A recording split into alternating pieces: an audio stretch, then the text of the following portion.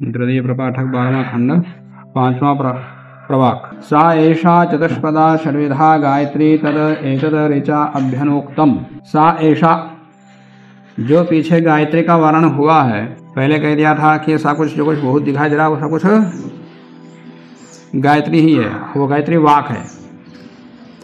और उसके बाद कह दिया कि ये पृथ्वी के ऊपर सब प्रतिष्ठित हैं, और वैसा ही गायत्री को सब प्रतिष्ठित है, इसलिए पृथ्वी को गायत्री कह दिया। और शरीर को कहा गायत्री, और प्राण को, प्राण नहीं, हृदय को, हृदय के ऊपर प्राण प्रतिष्ठित है। तो इस प्रकार से चारों को गायत्री बता दिया। किस किस को बताया गायत्री? वाक, पृथ्वी, शरीर और हृदय, इन चारों को गायत्री कहा। तो सा ऐसा चतुष्पदा, ये चार प्रकार की गायत्री बता दिया। उन चारों का प्रतीक गायत्री के चार पाद हैं। सा ऐसा चतुष्पदा, गायत्री में चार पाद होते, तीन पाद होते, तीन पाद होते, चार पाद भी होते। तो यहाँ चतुष्पादी गायत्री का वर्णन है यहाँ पर, तीन पाद वाला नहीं। जो हम बोलते हैं तत्सवितुर्वरेण्यम, वो तीन पाद है उसके अंदर। प्रायः तीन पाद है। अग्निमेले पुरोहितम, यज्ञ सदैव मृत्युजम, होतारम रत्नधातमम, ये भी तीन पाद हैं, वो भी गायत्री छंद है। तो ऐसे बहुत सारे मंत्र हैं। तो यहाँ कुछ गायत्री छंद चार पादों में भी है। तो चार पादों के साथ यहाँ बता रहे हैं। सा एषा चतुष्पदा षड्विधा गायत्री तद एतद ऋचा अभ्यनुक्तम। ये गायत्री चतुष्पदा है और षड्विधा भी है। तो षड्विधा तात्पर्य, ये जो एक एक पाद बता दिया है, गायत्री चार प्रकार से विभक्त हो गई, और हर एक पाद 6-6 अक्षर का। ये तीन पाद हो तो गायत्री मंत्र में 24 अक्षर होते, तीन पाद हो तो एक एक में कितना आएंगे? 8 अक्षर। और वही चार पाद में बांटेंगे तो 6-6 अक्षर। तो 6-6 अक्षर वाली गायत्री है और चतुष्पदा। तो यहाँ कुछ ये अर्थ कर लेते हैं कि गायत्री 6 प्रकार के छंद हैं। तो 6 प्रकार के छंद कौन कौन से हो सकते, ऐसा अर्थ करेंगे तो एक अक्षर 2 अक्षर कम ज़्यादा होने पर जो विशेषण लगते हैं वो तो 4 हैं। निश्चित, भौरिक, स्वराट, विराट, वो तो 4 हैं। और आर्ची, आर्षी आदि जो विभाग हैं वो 8 हैं। तो गायत्री का वो 8 भाग हैं, और निश्चित, भौरिक आदि के वो 4 हैं। 6 वाले गायत्री का विभाग कहीं है ही नहीं, तो वो अर्थ घट नहीं सकता। तो यहाँ पर 6-6 अक्षर वाली गायत्री है। अभी बता दूंगा फिर अन्य आचार्यों ने भी इसका कैसे अर्थ किया। तो ये 4 पाद वाली 6 अक्षर वाले जो गायत्री है, ये ऐसा ही ऋग्वेद ऋचा भी कह रही है। तद एतद ऋचा अभ्यनुक्तम। ये 4 पाद वाले 6 अक्षर गायत्री के विषय में ऋग्वेद के मंत्र या पुरुष सूक्त का मंत्र, और ऋग्वेद में भी है, यजुर्वेद में भी है, अथर्ववेद में भी है पुरुष सूक्त के मंत्र को यहाँ दे रहे हैं। तावान अस्य महिमा ततो जायांश्च पुरुषः पादोस्य सर्वभूतानि त्रिपादस्यामृतं दिवि इति। अस्य तात्पर्य इस ब्रह्म का, तावान महिमा, इसकी महिमा इतनी है, ततो जायांश्च पुरुषः, अस्य पादो अस्य सर्वभूतानि, सर्वाणि भूतानि। ये 4 पाद बता दिया है। तो ब्रह्म के भी 4 पाद हैं, चार में 4 पैर नहीं, तो उसके 4 भाग कर लिया। तो ब्रह्म के 4 भाग हैं, 4 चरण हैं। वैसे ही गायत्री के भी 4 चरण हैं, हाँ? और 4 चरणों से क्या क्या वर्णन हुआ गायत्री के 4 चरणों से? भूत, पृथ्वी और शरीर और हृदय, इनका वर्णन हुआ। ये सारा का सारा वर्णन गायत्री इन सबका वर्णन करती है। अब ये सारा ब्रह्म के एक पाद में है। सारे चराचर भूत और पृथ्वी, यह वाक कह दो, चराचर भूत के अंतर्गत पृथ्वी आई गई। तो चराचर भूत और वाक, शरीर और मस्तिष्क। ये सारा वर्णन जो किया गया है गायत्री के द्वारा सबका वर्णन किया जाता है वो ब्रह्म के एक पाद में ही है, अशेष 3 पाद कहाँ हैं? तावान अस्य महिमा, तो इस ब्रह्म की महिमा इतनी है कि गायत्री जितना वर्णन करती है वो तो उससे बड़ा है। ततो जायाश्च पुरुषा, वो पुरुष तो इस गायत्री से वर्णित तो उससे भी ज़्यादा बड़ा। कितना बड़ा है?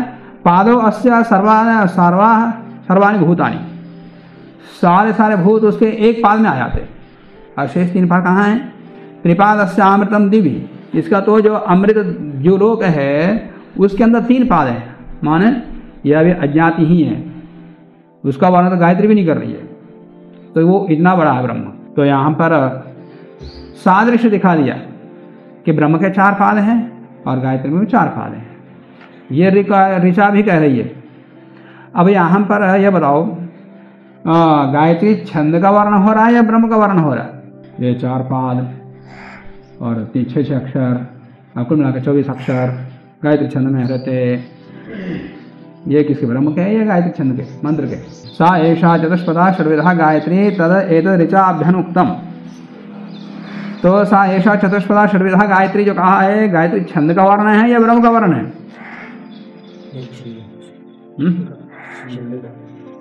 ब्रह्म का वर्णन है, गायत्री छंद का नहीं, परमात्मा का वर्णन है। क्यों? इसके लिए ये एक अलग अधिकरण आया वेदांत में। ये कौन सा चल रहा है? 12वां खंड चल रहा है, तीसरे प्रपाठक का। आगे 14वें खंड में एक वचन आएगा, इसको पूरा पढ़ो फिर इस प्रथम को बताऊंगा। उसके बाद आता है यद वै तद ब्रह्मा इति इदं वाव तद यो अयं बहिर्धा पुरुषाद आकाशो यो वै सः बहिर्धा पुरुषाद आकाशः यो वै तद ब्रह्मा इति। ये जो ब्रह्म है जिसका वर्णन अभी किया 4 पाद वाला है, यद वै तद ब्रह्मा, या जिस ब्रह्म का प्रतिपादन गायत्री ने किया है वो यही तो पुरुष है, वो यही तो ब्रह्म है जिस पुरुष का वर्णन अभी किया। और गायत्री का गायत्री जिसका वर्णन किया और तावानस्य महिमात्म जिस पुरुष का वर्णन हुआ वो कौन है? वो ब्रह्म ही तो है। यद वै तद ब्रह्मा, वो ब्रह्मा है। वो कहाँ है? ब्रह्मा इति इदं वाव तद यो अयं बहिर्धा पुरुषाद आकाश। ये पुरुष से बाहर मन जीवात्मा, यहाँ पुरुष मतलब जीवात्मा। पहले मंत्र में जो पुरुष था वो परमात्मा, अब यहाँ पुरुष जीवात्मा। इस जीवात्मा से बाहर जो आकाश है, ये आकाश खाली है क्या? नहीं, वो पूरा परमात्मा से भरा हुआ, खाली नहीं है वो। तो तद यो अयम बहिर्धा पुरुषाद आकाशः, पुरुष से बाहर जो आकाश है, यो वै सः बहिर्धा पुरुषाद आकाशः, ये जो पुरुष से बाहर आकाश है वो उस पूरा ब्रह्म से भरा हुआ, ये वही तो ब्रह्म, वही इसको ब्रह्म कहा जाता, ये कह दिया। और आगे अयम वावा सह यह अयम अंतः पुरुषः आकाशो यो वै सः अंतः पुरुषः आकाशः। ये जो अभी तक पुरुष से बाहर जो आकाश बताया और उस आकाश के अंदर ब्रह्म भरा हुआ कह दिया, तो ये पुरुष के अंदर भी आकाश है। पुरुष के अंदर कहाँ आकाश है? हृदय आकाश, मस्तिष्क के अंदर एक आकाश है, खाली स्थान है, और वहाँ पर आत्मा है, और उसी आत्मा के अंदर परमात्मा है। तो बता रहे यही यो अयम वावा सह यो अयम अंतः पुरुषः, पुरुष के अंदर जो अंदर आकाश है, आकाशः यो वै सो अंतः पुरुष आकाश, बस वो अंतः पुरुष भी है, वो बाह्य पुरुष में ब्रह्मा बाहर भी भरा हुआ और अंदर के आकाश में भी भरा हुआ, जिसका वर्णन गायत्री कर रही थी, गायत्री मंत्र कर रहा है। और अयम वाव सह यो अयम अंतर हृदये आकाशः तद एतद पूर्णम अप्रवर्ति, पूर्णम अप्रवर्तिनीं श्रियं लभते यह एवं वेद। जो पुरुष के अंदर जो आकाश है और वही जो बाहर के आकाश है उसके अंदर भी है। तो जैसा बाहर के आकाश प्रकाश से युक्त है, वैसे अंदर का आकाश भी प्रकाश से युक्त है, अंधेरा नहीं है। हम अंधेरा समझ रहे हैं। जैसे बाहर का आकाश परमात्मा से प्रकाशित है हर वो, वैसा ही अंदर का आकाश भी परमात्मा से प्रकाशित है। शून्य नहीं, वो भी भरा हुआ है।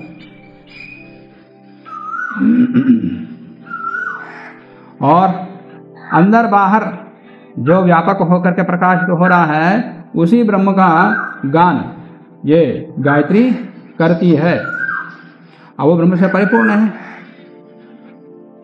तो इस प्रकार से जो जानता है कि परमात्मा अंदर भी है, बाहर भी है, सब जगह विद्यमान है, और कहीं भी अंधेरा नहीं है, सब जगह प्रकाश ही प्रकाश है, ऐसा जो जानता है, पूर्णम अप्रवर्तनीम श्रियम, मान संपूर्ण से पूर्ण अपरिवर्तनीय, जो परिवर्तन रहित है, कभी विकार युक्त नहीं होता या कभी नष्ट नहीं होता, सदा ही नित्य अपरिवर्तनीय से नित्य श्री को प्राप्त करता है, मान नित्य आनंद को प्राप्त करता है, जो कभी नष्ट नहीं होगी, ऐसी श्री को प्राप्त करता है। परमात्मा के आनंद रूपी श्री को छोड़ करके अन्य जो भी श्री है, ऐश्वर्य है, सब नष्ट होने वाले। सत्यम यश श्री ही श्रेयताम, हम बोलते हैं कि सत्य, वहाँ 3 प्रकार के श्री बता दिया। कौन कौन से? सत्यम श्री ही, श्री के संबंध प्रत्येक के साथ जुड़ जाएगा। सत्यम श्री ही, यशः श्री ही श्री, माने सत्य रूपी ऐश्वर्य और यश रूपी ऐश्वर्य और श्री रूपी ऐश्वर्य। श्री रूपी श्री माने वो परमात्मा का श्री, परमात्मा का रूपी आनंद रूपी जो श्री है वो हमको प्राप्त हो। तो यहाँ अपरिवर्तनीय श्रियम लभते, अपरिवर्तनीय नित्य शाश्वत श्री को, परमात्मा के आनंद को प्राप्त करता है, जो इस प्रकार से जानता, परमात्मा को बाहर भी जानता हो और अंदर भी जानता हो। जानना मतलब अनुभव करता हो, जानता हम भी जानते, सिद्धांत का है वो ऐसे जानने से नहीं होता, अनुभव करना पड़ता। या एवं वेदा, तो इसका एक खंड समाप्त हो गया। अब यहाँ पर जो सबसे पहला वाला सा ऐसा चतुष्पदा षड्विधा गायत्री एतद ऋचा अभ्यनुक्तम, इस पर थोड़ा विचार कर लेते कि आगे 13वें खंड में 3, 13, 7, 13वें खंड के 7वां श्लोक।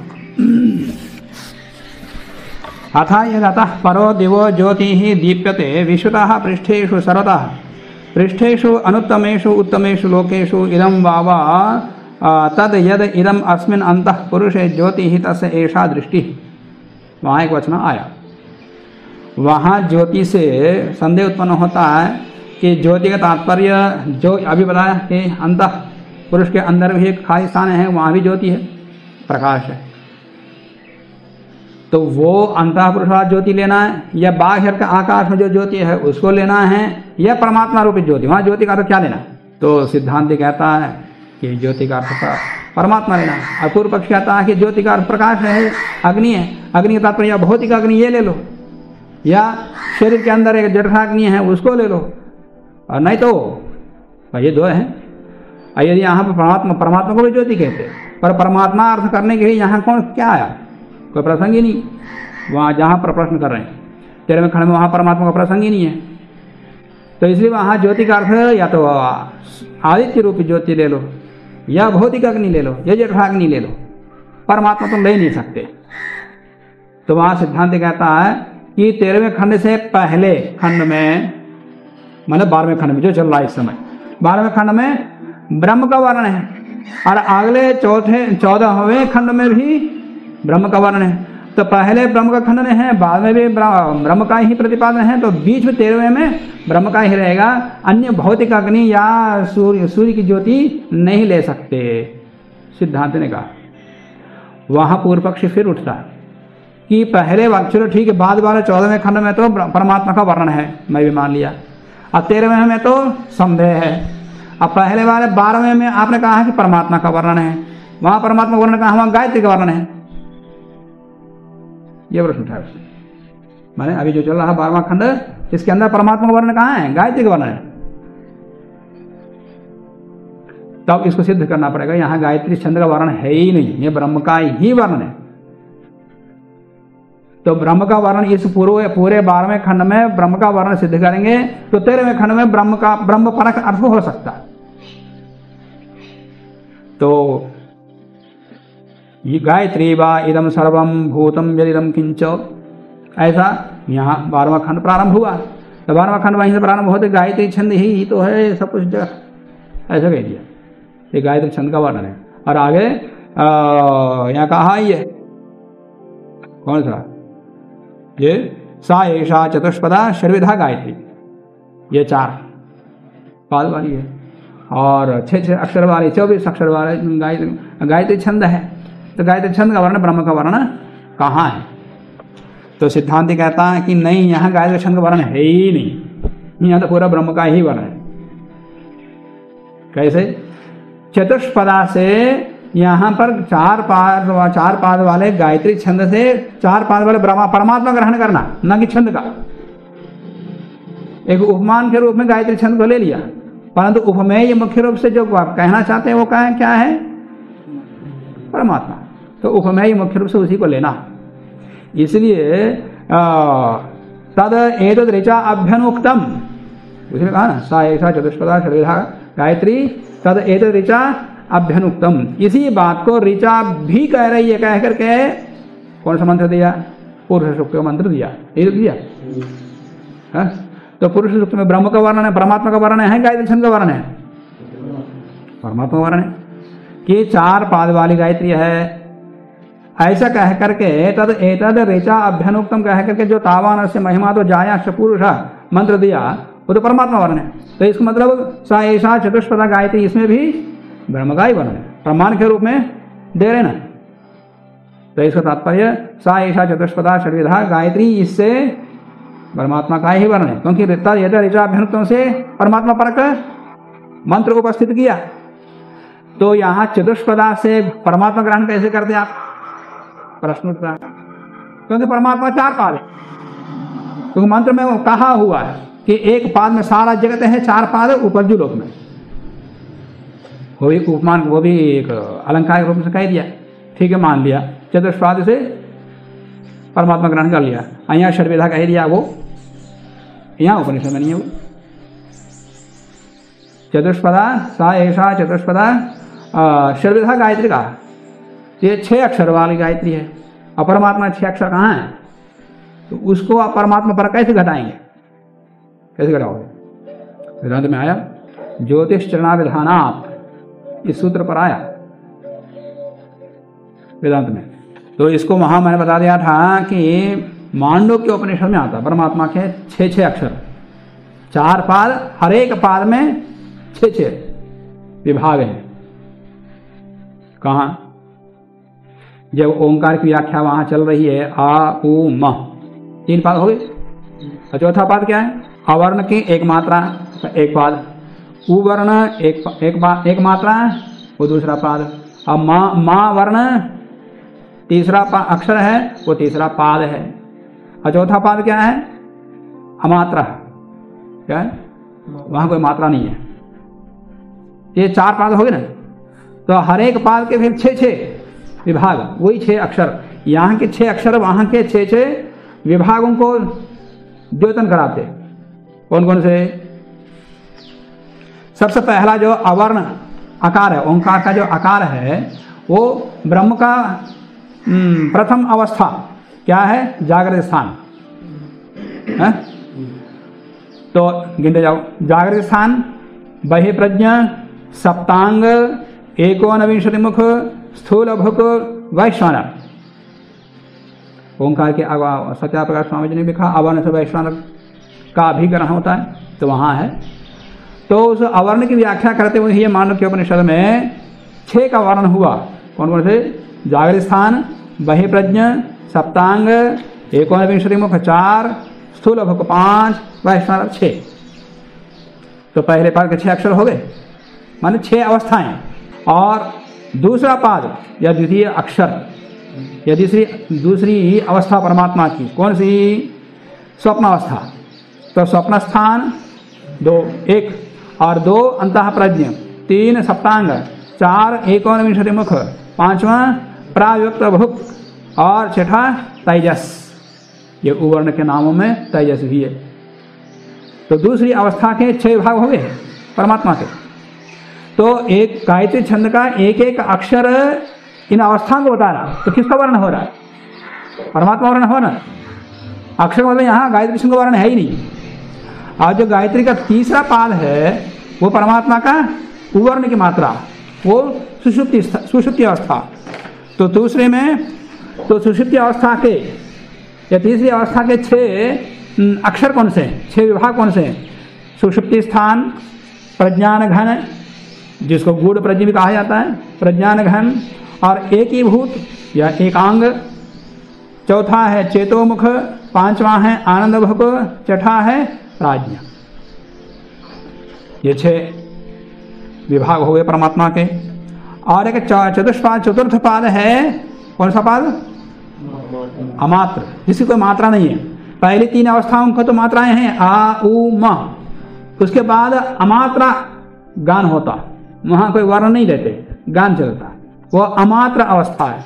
तो उस अवस्था में 6 अक्षर, 6 विभाग कौन कौन से? अव्यपदेश, उसकी अवस्था ही अमात्र है, अवर्ण नहीं है, तो उसके अंदर जो अक्षर हैं वो भी वैसा ही है, अव्यपदेश, तो कह नहीं सकते। दूसरा है एकात्म प्रत्यय सार, और तीसरा है प्रपंचोपशम, और चौथा है शांत, पांचवा है शिव, छठा है अद्वैत। बस जाके परमात्मा में लीन हो गया। लीन का मतलब नष्ट नहीं हुआ। लीन का मतलब क्या है? जुड़ गया, परमात्मा के साथ जुड़ गया, उसको बोलते हैं लीन। तो गायत्री के 4 पाद परमात्मा, गायत्री के 4 पाद से गायत्री छंद नहीं लेना, परमात्मा के 4 अवस्थाएं, और एक एक अवस्था में 6 अक्षर हैं, 6 अक्षर गायत्री में, 6 अक्षर से अक्षर नहीं लेना, परमात्मा के 6 विभाग लेना, जिनका वर्ण मांडव्य उपनिषद में है। तो सा एषा चतुष्पदा षड्विधा, गायत्री से किसका वर्णन हुआ? परमात्मा का ही वर्णन हुआ। एक और दूसरा सबसे पहला श्लोक क्या कह रहा है? सबसे पहला श्लोक, गायत्री वा इदम सर्वम भूतम यदिदम किंचा। गायत्री छंद का वर्णन करते हो, 24 अक्षर वाला गायत्री छंद ग्रहण करते हो, मंत्र ग्रहण लेते हो, तो ये 24 अक्षर वाला एक सीमित, कुछ 24 अक्षर सीमित क्षेत्र का, ये सारा जगत कैसे होता है?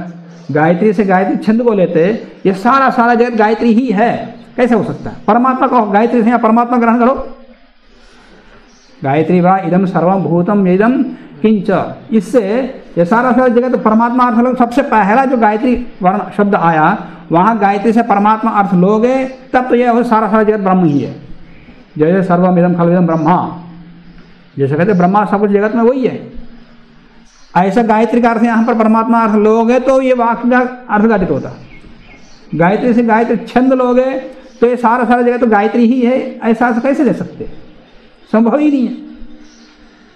सिद्धांत ने कहा, वहाँ शंकराचार्य ने भी लिखा है, नहीं अक्षर सन्निवेश मात्रायाः गायत्र्याः सर्वात्मकत्वं संभवति। 24 अक्षरात्मक गायत्री छंद का सर्वात्मकत्व नहीं हो सकता, जगदात्मक नहीं हो सकता। जैसे गायत्री से यहाँ के लेना, परमात्मा को ही लेना। लोग क्या करते? ये गायत्री देवी को लेते, गायत्री स्त्रीलिंग शब्द है तो देवी बना दिया, कुछ भी करो उसको एक मूर्ति बना देते। जो भी स्त्रीलिंग शब्द मिला उसमें स्त्री बनाते, गंगा यमुना सरस्वती बोलते, तुरंत एक स्त्री के रूप ला के खड़ा कर देते। एक है गायत्री परिवार, उसके संस्थापक हैं श्री राम शर्मा। मैं मथुरा गुरुकुल में पढ़ता था, गुरुकुल से थोड़ी ही दूर, एक लगभग जैसे पिड़चड़ 1-1.5 किलोमीटर के पास ही गुरुकुल से उनका प्रमुख केंद्र जहाँ उन्होंने स्थापित किया। उन्होंने क्या किया? गायत्री के मंदिर, गायत्री देवी की एक मंदिर बना दिया, दूसरी तरफ अपना मंदिर बना दिया, और दूसरी तरफ अपनी पत्नी का मंदिर बना दिया। हाँ, दोनों जीवित थे। गायत्री का मंदिर बना दिया, एक तरफ अपनी मूर्ति और दूसरी तरफ अपनी पत्नी की मूर्ति। अब दोनों समाप्त हो गए, अब उनको लड़का चला रहा, नए देव तो आगे ना। अब वो आदमी स्वयं आर्य समाज के वहां के मंत्री रहे, मथुरा आर्य समाज के। ये आर्य समाज में रहकर कुछ नहीं होता, अलग जाओ, अलग पंथ बनाओ, भगवान बन जाएंगे, पैसे की वृष्टि हो जाएगी, पूजा भी होगी और पैसे वो वैसे गए और हो रही है, अब भी हो रही है। गायत्री परिवार पूरा जगत में विदेशों में भी है। तो मथुरा में खड़ा किया, पूरा सफल होने वाला, फिर हरिद्वार में जाकर बैठे, बड़ा क्षेत्र लेकर। देवी देवता कैसे बनते हैं पता लगा? ऐसे बहुत सारे देवी देवता बने और उसकी महिमा गान होता रहता। ऐसे जो स्त्रीलिंग शब्द सुना स्त्री, और पुल्लिंग शब्द सुना दिया तो पुरुष देवता बना देते। तो जो भी वाला प्रसंग है, ये 24 अक्षर से यदि गायत्री से कोई देवता लेते, शंकराचार्य भी देवता मानते, तो देवी तो सर्वत्र सर्व जगत में हो सकती है ना। कोई गायत्री देवी होती तो गायत्री देवी सर्व जगात्मक हो सकती है। आक्षेप कैसे करते हैं शंकराचार्य? गायत्री से गायत्री छंद 24 अक्षर वाला लेते तो जगात्मक नहीं होता। ऐसा कैसे कब कहते हैं वो? जो गायत्री से छंद अक्षर को ले रहे हैं। तो इसलिए यहां पर गायत्री से क्या लेना है? परमात्मा को लेना। तो चतुष्पाद, ब्रह्म के चतुष्पाद से लेकर के मन, ब्रह्मांड, भूत, शरीर आदियों को सबको समझते हुए, उन सब से हटाते हटाते हुए अवर्ण से परमात्मा की एक अवस्था बता दिया, स्थूल, और उवर्ण से तीसरी अवस्था बता दिया, उसमें कुछ अन्य पदार्थ आ गए। तो इस प्रकार से ब्रह्मांड से, पृथ्वी से, शरीर से, बुद्धि से आकर के उन सबको त्यागते हुए अंत में अवर्णनीय अवस्था में पहुंच जाना, अमात्र अवस्था में पहुंच जाना, उन सबको छोड़ते हुए। यह है गायत्री को बांधना। या ये कहो कि अन्नमय कोश से लेकर के विज्ञानमय कोश तक यात्रा करो, वो अभिप्राय और गायत्री की उपासना का अभिप्राय एक ही है। और वहां शंकराचार्य और एक कर दे, वहां पर ज्योतिषणाभिधानात् सूत्र के बाद वो 24वां सूत्र है। अब अगला ही सूत्र है 25वां सूत्र, छंदो विधानात् इति चेत। वहां वेदांत सूत्र का आक्षेप कर दे, यदि वहां छंद से, गायत्री छंद से छंद अर्थ लेते हो, अक्षरात्मक छंद मंत्र अर्थ लेते हो, न तथा, वैसा नहीं हो सकता। क्यों? चेतोर्पणा निगदात, गायत्री में अपने चित्त को लगाना। तो गायत्री 24 अक्षर वाला गायत्री छंद में अक्षर अपने चित्त को कैसे लगाते? संभव है क्या? संभव ही नहीं। यदि गायत्री से परमात्मा अर्थ लोगे तो उसमें किसी का चित्त लग सकता है उसमें।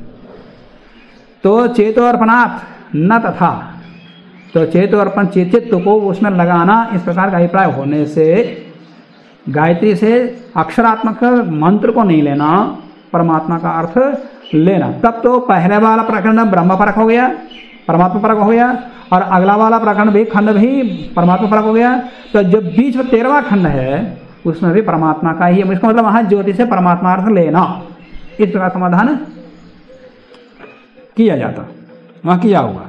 और जहां तक षडाक्षर ही कहा है, अक्षर विधा सा एषा चतुष्पदा, अक्षर विधा का, अक्षर विधा से 6 प्रकार के गायत्री मंत्र को लेना है, क्योंकि अक्षर विधा स्त्रीलिंग है और गायत्री भी स्त्रीलिंग है। तो पाद के साथ कैसे लेते हैं? 6 अक्षर वाली गायत्री इस प्रकार लेना चाहिए, परंतु प्रायः 6 प्रकार के गायत्री अर्थ लोग करते। इसके लिए वहां पर भाष्य करते हुए, व्याख्या करते हुए शंकराचार्य ने अपने से पहले किसी आचार्य के वचन को उद्धृत किया, अपर आह कह करके वहां किसी आचार्य का उल्लेख किया। यथा गायत्री चतुष्पदा षडक्षरैः पादैः, किसी प्राचीन आचार्य ने वहां व्याख्या किया।